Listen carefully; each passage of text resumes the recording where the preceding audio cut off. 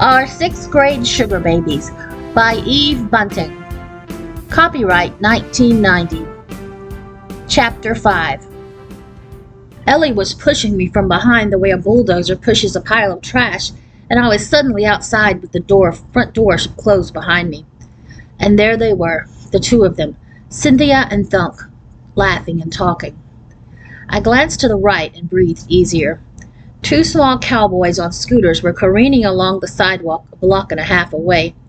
To the left, Mr. Ambrose checked the sky for impending storms. I clutched the pen and the program in my sweaty hands and crossed the street. Thunk and Cynthia stopped talking as I got closer. I walked slower. What was I doing here? I wanted to turn and run, but it was too late. "Hi, Cynthia," I muttered, and to Thunk, hi." I couldn't believe it when they both said hi back. Cynthia even smiled. "Is that last year's play program?" she asked, sounding interested. Yes." I held it so she could see it better. "Remember me? I'm Vicki from Tillman." Cynthia kind of hesitated and then said very quickly, "From Tillman? Sure." More than my hands were sweating now. Why had I asked if she remembered me? Of course she didn't remember me. What was there to remember? At least she hadn't said no, thank goodness. "I'm trying to get autographs, from last year's cast. I'm going to display the program beside this year's program on the bulletin board. I'm in charge of publicity, and I was going to say Cynthia's picture would be a big attraction, but it probably wouldn't be very smart to point that out to Thunk. Instead, I let the sentence slide away and glanced at him sideways. Oh, wow. He was even cuter up close. He had his hand out for the program, and I gave it to him, smiling up at him in a sickening sort of way. I can't stand girls who smile sickeningly at boys, but what the heck, I'm not sure he saw anyway. He was too busy admiring Cynthia's picture. "I like your hair better the way you have it now," he told her. I would die if a boy said something that nice to me, but Cynthia just tossed off a thanks in the most casual way imaginable. I decided Ellie and I ought to practice that in case a compliment ever came our way. "We did Jack and the Beanstalk in our school last year," Thunk said. "Were you in it?" Cynthia asked. Thunk grinned. "Yeah, I was the Beanstalk." I laughed very loudly and said, "I'm sure," also very loudly, to show him what a good sense of humor I had, and also to show I knew he was kidding about being the Beanstalk. He smiled down at me, and I almost passed out. His eyes were blue. Ellie had been right about that, and she'd been right about the dimple, too. Thunk was perfect. Well, actually, he had some little bumps on his chin right next to the dimple. We hadn't noticed those as he'd steamed past us this morning on his bicycle. They weren't pimples exactly, or at least not the gross kind. These were more like hives or mosquito bites. I decided it was probably better that he wasn't flawless. It made him more possible. "Do you have a pen?" Cynthia asked me. "A pen?" I couldn't figure out what she was talking about. Then I remembered the reason I was supposed to be here. "Oh, yes, a pen." I gave it to her. "Where do you want me to sign it?" "Just across the front. 2 or 3 more seconds and I'd have no reason to hang around anymore. Think fast, Vicki." Maybe you could put something else on there, Cynthia, like about having good memories of the play, or about how you felt when everybody clapped, or, Cynthia chewed on the end of my pen and stared into space. Now was my chance to grab onto Thunk while she was thinking. I checked my ears with my fingertip, then risked a glance across at my house for courage. The blind slats gave a reassuring flick. Ellie and the sugar babies were with me in spirit. "How do you think you'll like it here?" I asked Thunk. "I don't know yet," Thunk said. "It seems okay." I nodded understandingly. "I'm feeling really dumb," Cynthia said. "I can't think of a thing to write." "How about wherever I wander, wherever I roam," Thunk suggested. "Then put the name of your school. We'll always be home. A bunch of people wrote that in my yearbook." "Tillman's the name of the school," Cynthia said. "But that doesn't seem too appropriate." Thunk shrugged and grinned at me. I grinned back. It felt wonderful to be on his side. I couldn't believe Cynthia wasn't writing what he suggested. I mean, I would have, even if it had been the dumbest thing on earth. "Maybe you'd like to know that the library is just 3 streets over," I told him, waving my arm in the general direction of the Villa Verde Library. Mr. Ambrose waved back. "It is?" Thunk was gazing at Cynthia and didn't sound too interested. There's a shortcut, I said. You can go along the alley behind Eddie's Market and cross the parking lot of the bakery, and that way you can be there in the flick of a lamb's tail. He didn't answer. A flick of a lamb's tail is what Mrs. Oda always says, I added in case he thought I was a total dweeb. It means fast. I could show you sometime if you like. I live over there. I waved toward my house, and Mr. Ambrose waved back more excitedly than ever. Thunk said nothing. I had the definite feeling I was talking to myself, and I was the only one listening. They have a chess club at the library, I said in my best peppy voice. How about, thanks for letting me be Beauty? Cynthia asked. The sun turned her hair to gold and struck silver sparks from her belt. She seemed all a-glitter. And maybe good luck with this year's production, she added. That would be great. She flashed this dazzling smile. Even her teeth glittered. I ran my tongue over mine, polishing them up. Thunk turned, and Cynthia propped the program against him while she wrote and while I stood there, shuffling my feet, plucking at the front of my t-shirt to bag it a bit more, not that anyone was noticing. Once in spelling we'd had unnecessary. 2 N's, 2 S's. I knew how to spell it, and from now on I'd never have any trouble putting it in a sentence. Victoria Charlip began to feel unnecessary as she stood in the driveway with Cynthia Sanders and Thunk Chubb. One could almost say invisible. Should I move around to face him, or would that be too obvious? Too obvious. This wasn't working out a bit well. Then I heard what had to be the most scary sound in the world. Cowboys on scooters, coming fast. I sneaked a look along the sidewalk, and there they were, only half a block away. I never knew scooters could jam like that. Now I could hear Thunk's little brother saying in a loud voice, It is not easier to ride a horse than a camel. Camels have humps.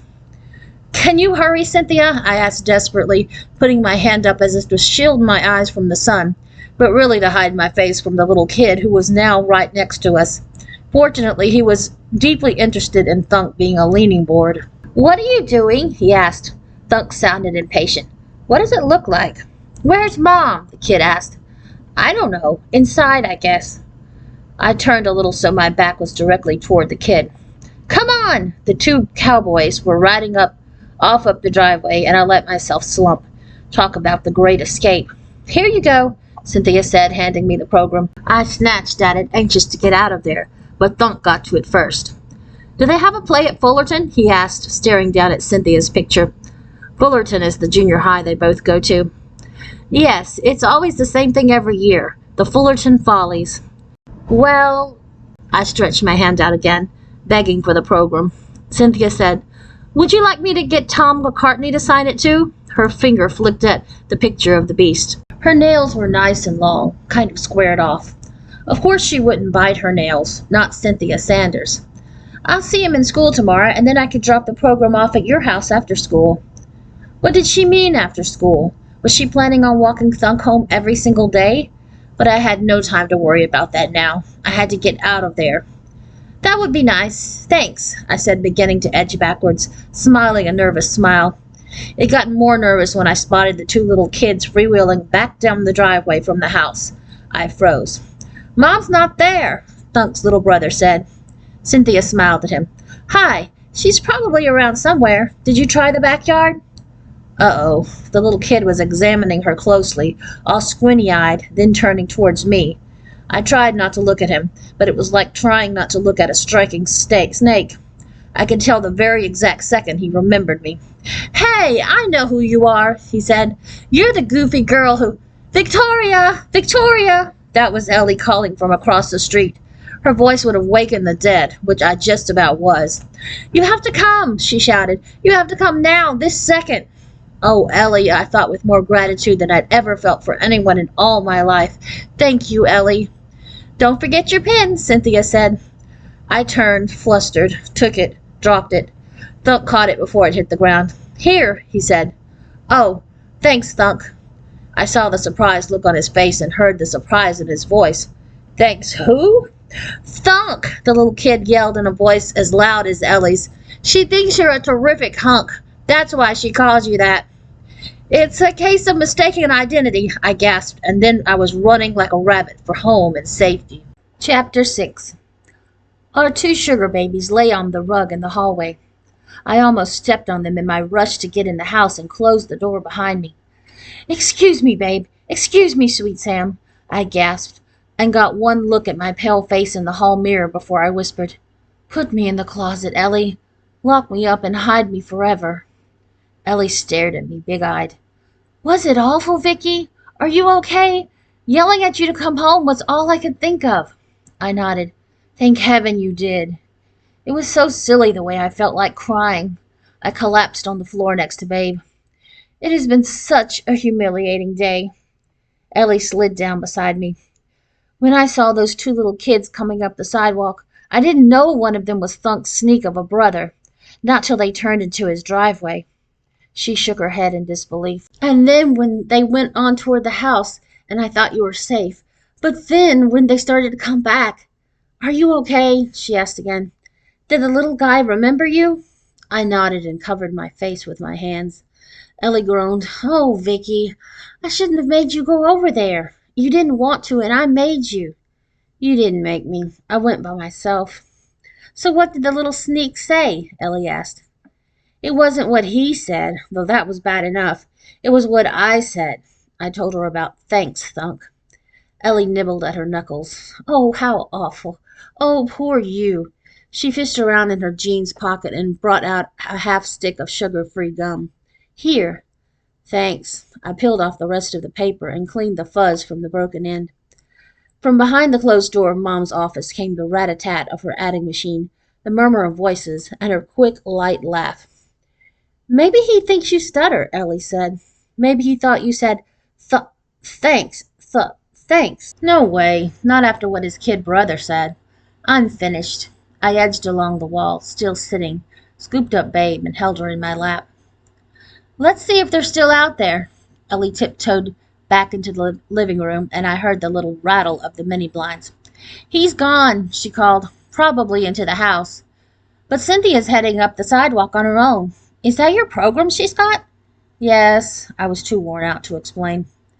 "Maybe Thunk didn't like her that much after all. If he'd liked her, he'd have walked her home, wouldn't he?" "He liked her." Babe and I joined Ellie at the window. Cynthia hurried along the opposite side of the street, her hair bouncing nicely against the back of her neck. Ellie and I have tried to make our hair bounce like that, but there must be a trick to it, and it's a trick we don't know.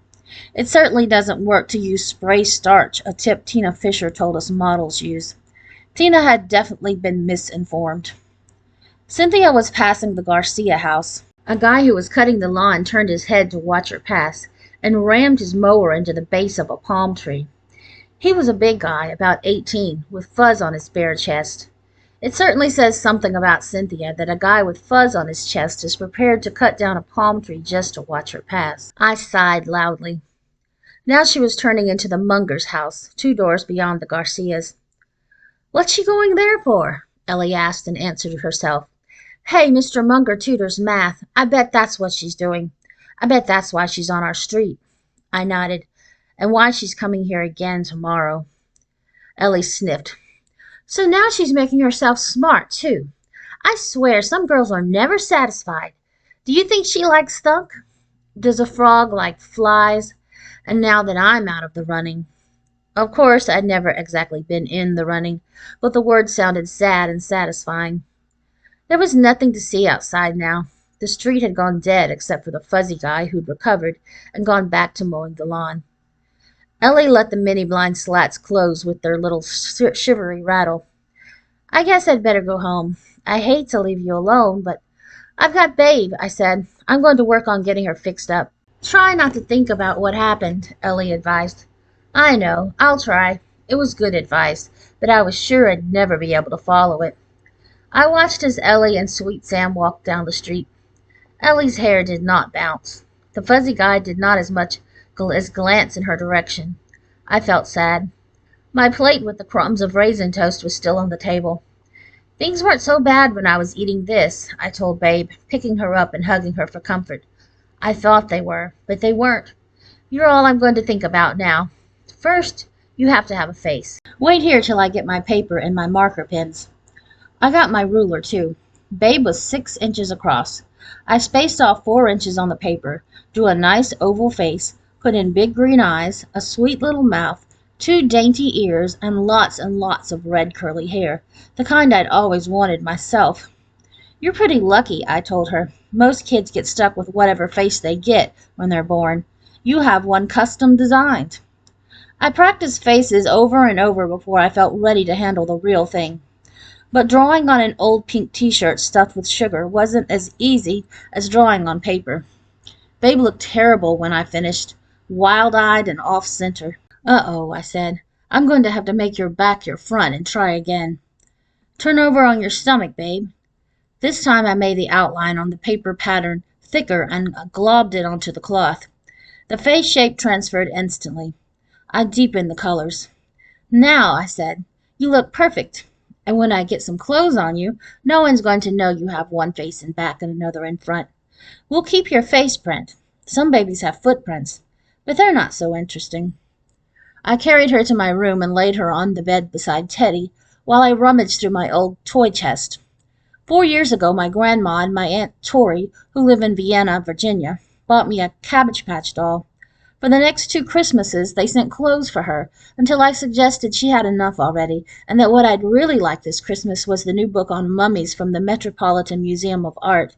The Cabbage Patch clothes were still around somewhere. I dragged them out. There was a bright green polka dot dress with lace around the collar that fit Babe perfectly. I had to leave the collar unbuttoned in back since, unfortunately, she'd been born without a neck. I drew legs for her with green buttoned shoes where the feet should be, and found a green napkin to drape around her like a cape. There were sounds of voices and footsteps in the hall now. Mom's clients were leaving.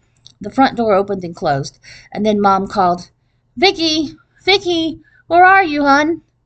"In my room." I held Babe up to be admired.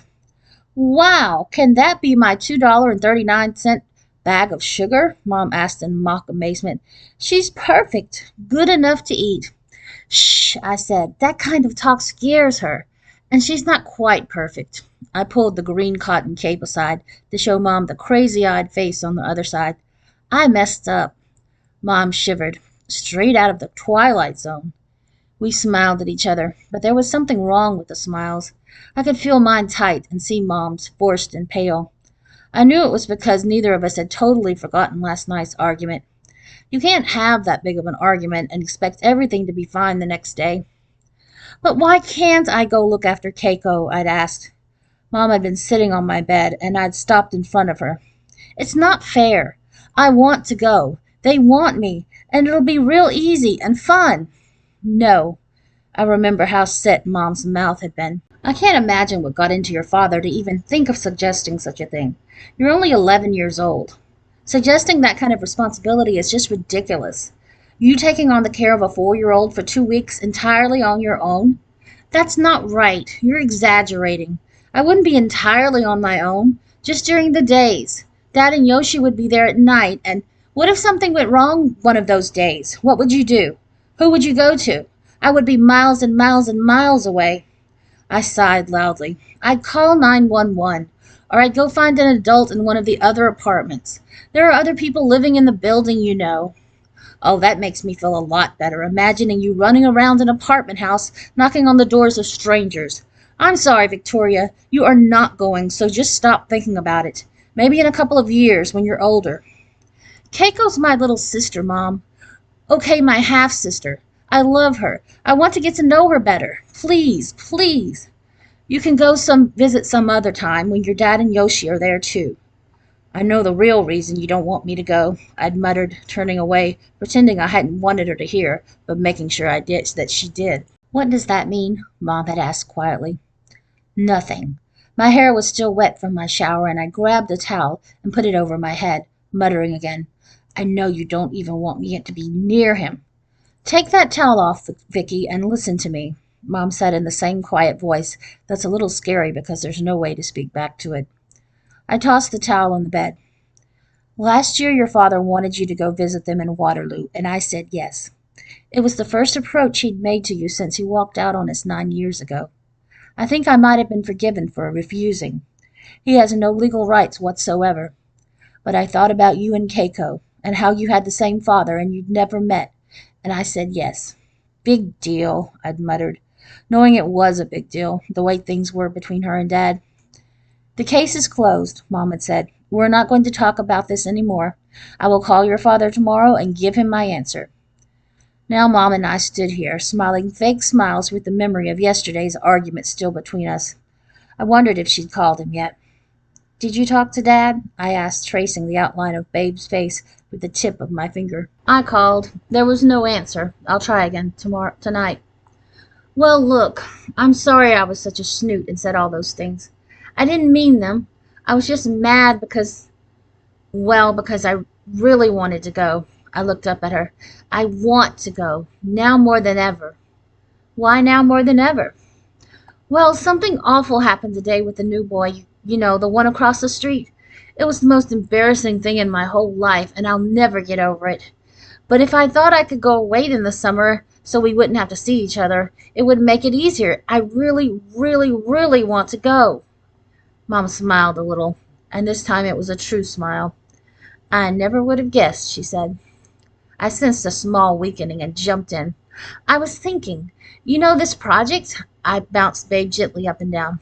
"If I get an A and do really well, that'll mean I'm totally responsible, won't it? And mature?" "If you're making a comparison here, I'd like to point out that there's a small difference between a lively 4-year-old and a bag of sugar," Mom said mildly. "I know that.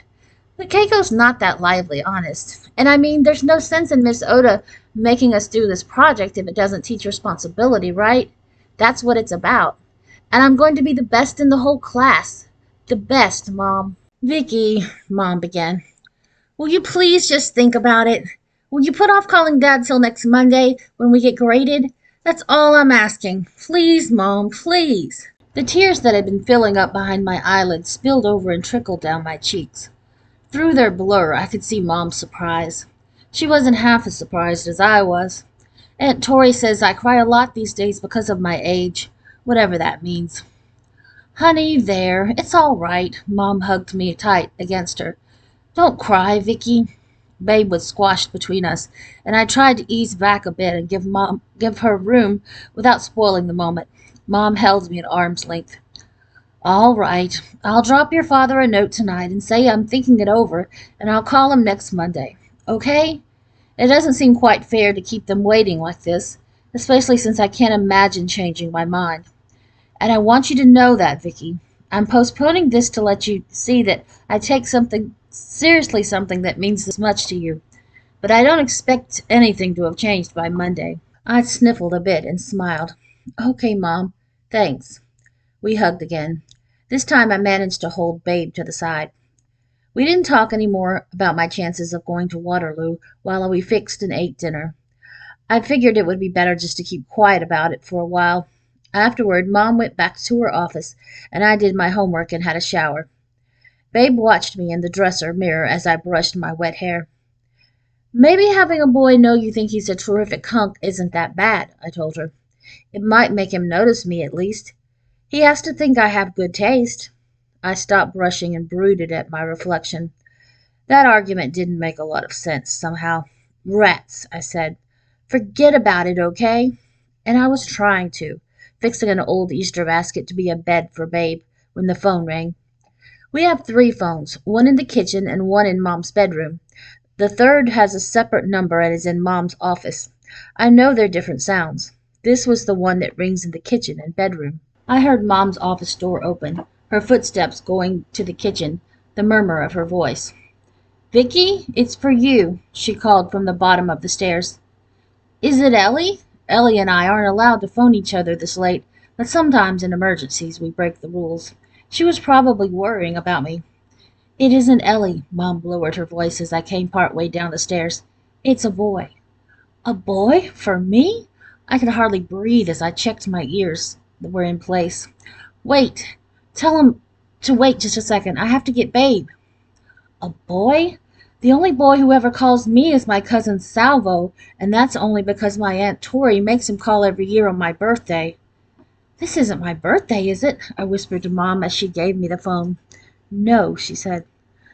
Then this was definitely not my cousin Salvo. I took another few seconds to stop snorting before I picked up the phone. Chapter 7. "Hello?" the boy on the phone said. I couldn't seem to answer. What was the matter with my throat, anyway? Hello? He said again. This was a boy? How had Mom known? The voice was high and trembling. Immediately I knew it couldn't be Thunk, not with the Donald Duck squeak like this. This is Vicki Charlotte, I said. There was silence, and then I heard, This is Vicki Charlotte, repeated in that sneery, drive-me-crazy way. I think there's an echo on the phone, I said coldly. What do you want, Harry Hogan?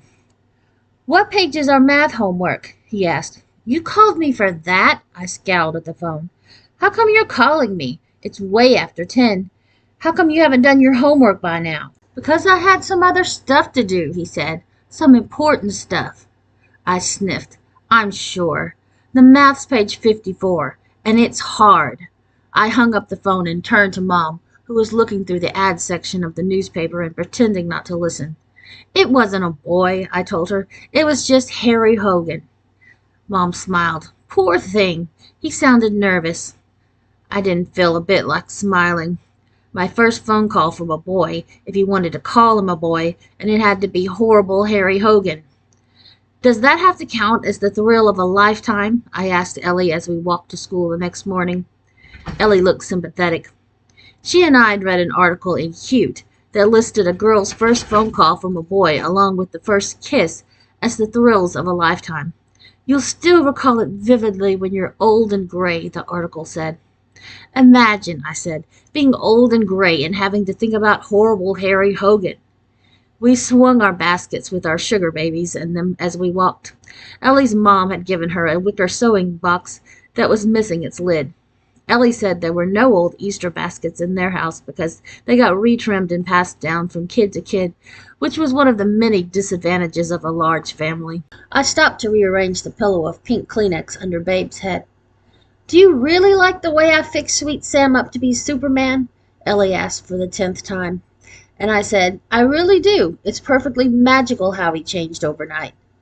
Ellie had painted him bright blue with a big yellow S on his chest and had dressed him in a red cape and those crazy red shorts over his leotards. I wonder how come Superman wears his underwear outside, I asked. It's so weird. Ellie patted Sweet Sam protectively. I think it looks good.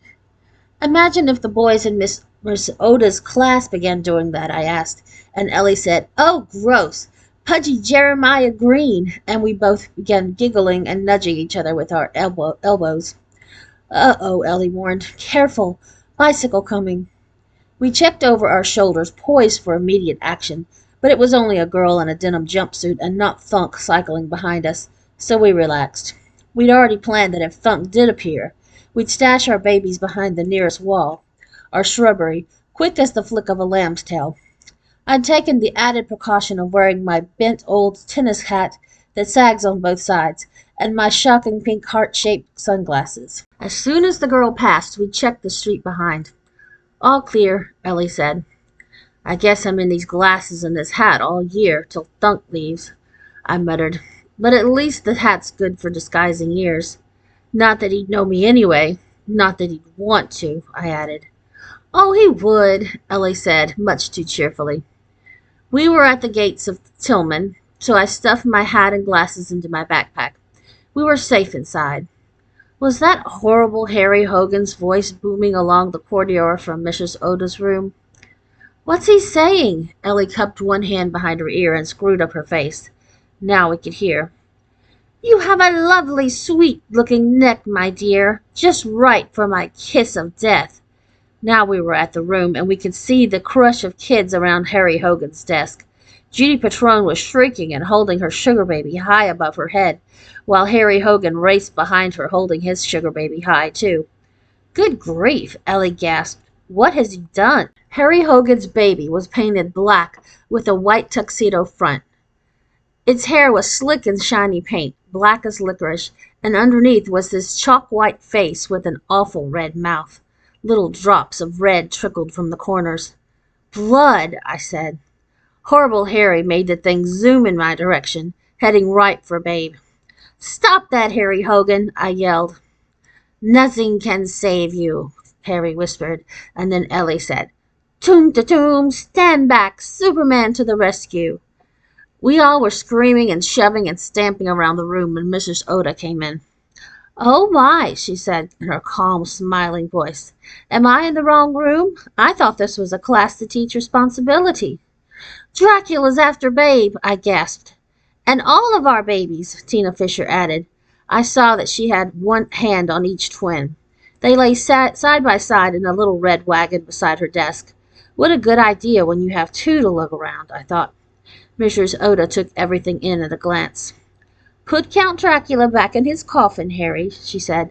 "He can't be out in daylight anyway. You know that." I'd been too busy protecting Babe to notice any coffin, but now I saw the huge black-painted shoebox on Harry Hogan's desk. On the side I could faintly see size 15D Cordova brown cowboy boot. Who was big enough to wear size 15s? Harry's dad? King Kong? Mrs. Oda beamed around the room. I'd never seen her look so pleased. "I can tell that all of you have put a big effort into this. Why don't each of you introduce your sugar babies to the class? We'll start with Victoria." "This is Babe," I said proudly. Mrs. Oda smiled. "My goodness, real clothes." "She has a whole wardrobe of things," I bragged. "She can have a new outfit every day."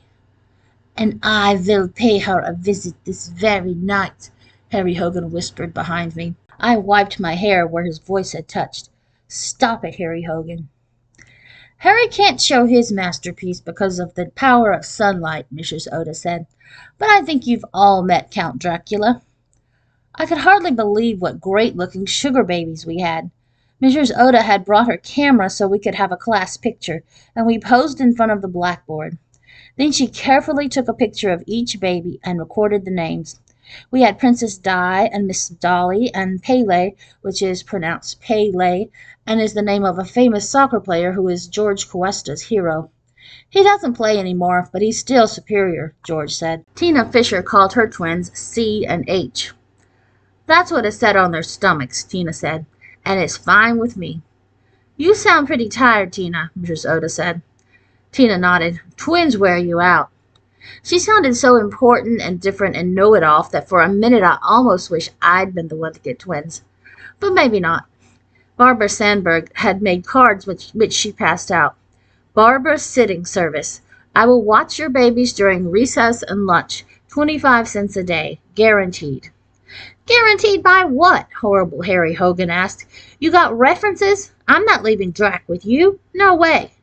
"I wouldn't take him," Barbara said. "He's gross out city." But Harry did leave Dracula at lunch. Almost all the kids left their babies, and Barbara took IOUs from anyone who didn't have a quarter. It was pretty funny.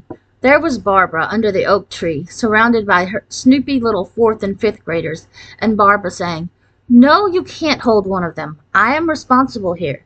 These are babies, not toys." Ellie and I walked Babe and Sweet Sam, Superman, inside the fence, while the others played soccer or handball or whatever. "You can't be too careful," we told each other smugly. "I have an idea for you with your mom," Ellie said after a while. "Really?" "Why don't you get Keiko to call and ask if you can go stay with her? Moms can never resist little kids. The ones in our house are spoiled rotten." "It might work. Keiko is pretty irresistible." I smiled, thinking about her shiny black hair, her little stick legs, the way she uses big, serious words like fragile that sound so funny coming from a little kid. "My dolly's fragile, Vicki." But it was sad, too. I wish she wasn't so far away. I wish the two of us could live together and be real sisters. Later in the afternoon, Mrs. Oda had us draw our family trees, and I penciled Keiko in beside me on the branch that came down from Dad and Mom, and Babe on a branch that came down from me. "Keiko, what a pretty name," Mrs. Oda said. "I didn't know you had a little sister, Victoria." "She's 4, I said, and I used my red pencil to draw a heart next to her name. Babe and I had to walk home alone after school because Ellie's mom was picking her up and Sweet Sam Superman up to go to the mall. Their station wagon was overflowing with kids, as usual, all of them hanging out the windows, shouting to me about my neat pink glasses and how cute Babe was, waving toys, punching each other, laughing and howling. I've never seen their station wagon without a baby car seat. There used to be 2. Ellie's family always seems to be having so much fun, even when they're squabbling. Today I could have sworn there were more kids than usual. I think there were some there that didn't even belong in their family. It made me feel sad and lonely as Babe and I walked home alone. Being an only child has nice things going for it, I guess. Sometimes Ellie says she envies me, even, because I get all the attention from my mom and she hardly gets any, which isn't true. But I'm the one who envies her. She has all those brothers and sisters to love her. I'm sure they do, even though it's hard to tell sometimes. If Mom and Dad had stayed together, I might have had brothers and sisters too, instead of being stuck with being an only. But actually, I have Keiko, and if all goes well, this might be the beginning of lots and lots of visits. I walked faster. No need to worry about Thunk seeing me. Junior high doesn't let out till an hour after we do. His twerpy little brother might be around, but surely I could handle a twerpy little preschooler. Not that I'd done such a world-class job yesterday. Mr. Ambrose waved happily as I turned the corner into our street. I'm not sure if he recognized me behind my glasses and under my hat, or if he was just doing his usual thing. I waved back. Before I stopped to talk to him, I checked carefully behind Ophelia's bushes for eavesdroppers. Nobody there. Eavesdropper, someone who listens in on private conversations. Across the street, Thunk's house slept in the sun. A trickle of water darkened the hot driveway, and a few dried-up magnolia leaves curled like question marks on the boulevard grass. Someone had placed 2 clay pots of scarlet geraniums by the front door.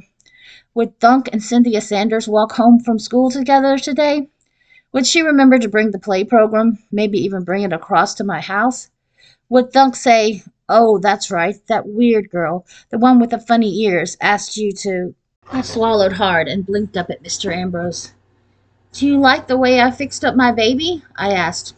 One good thing about Mr. Ambrose, he wouldn't notice that my voice was wobbly. I lifted one side of my pink heart glasses with my finger so he could see. "It's Vicki," I said. Mr. Ambrose smiled his delight. "No clouds on the mountain," he said, pointing. "No storm in sight." "I think you're right," I told him. "Listen, you know how I told you about Mom not wanting me to go to Iowa? Well, Ellie has this idea about getting Keiko to—" There was a whir of bicycle wheels across the street. My head jerked almost the whole way around, like the little girl in The Exorcist. And there was Thunk cycling down his driveway. He was talking over his shoulder to someone, and I knew he hadn't spotted us yet. But he couldn't miss us. For one thing, Mr. Ambrose was poised to wave, and there would be no stopping him. What could I do? What? Quick as a flick, I popped Babe, basket and all, behind the trunk of the big palm tree on the boulevard just the way Ellie and I had planned. I wished I could have popped me back behind it, too. Now Thunk saw us, but I was sure he hadn't seen Babe. "Hi, Vicki," he called. Good heavens, he remembered my name. He knew me even in my disguise. Hi. I checked my ears, but they were mercifully in control under the hat. Oh, heavens, he was stopping. I took a step forward, leaning nonchalantly against the palm. "Aren't you out early?" I asked. He nodded. "Half day. Do you have a bike?" "A bike?" I took a raggedy breath and nodded. "Want to get it and show me that fast way to the library?" My heart was jumping in a skittery sort of way. "Sure," I said. "I'll get it." Thunk rode beside me as I walked quickly away. What if Mr. Ambrose called, "Hey, Vicki, you forgot your sugar baby"? He wouldn't, though. You could leave a brontosaurus behind the palm tree and Mr. Ambrose would just keep on smiling and waving. I didn't even say goodbye to him as I rushed away, hurrying, in case Thunk would change his mind. But I did glance back once at Babe, lying there, abandoned in her Easter basket.